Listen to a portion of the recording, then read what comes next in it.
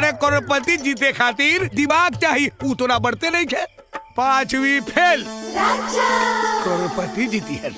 बाबूजी हाँ। अपने देश में अंगूठा छाप लोग बड़का बड़का काम कैले बा, हम तो वो लोग से 5 करोड़ आगे बानी। देख लिया 7 करोड़ जीतबो करब और हमहू इतिहास बनाई। अरे तो का इतिहास रचे वाला ब्याह न करेला, तोरा ब्याह कर ही के पड़ी। अरे बाबूजी आज एक करोड़पति में फोन लागला, वो लोग के सवाल के सही सही जवाब देनी है। और माई करोड़पतिया देवी कहली है कि वो लोग जल्दी हमके मुंबई बुलाई। कबले बुलाई? अब 1 महीना के भीतर।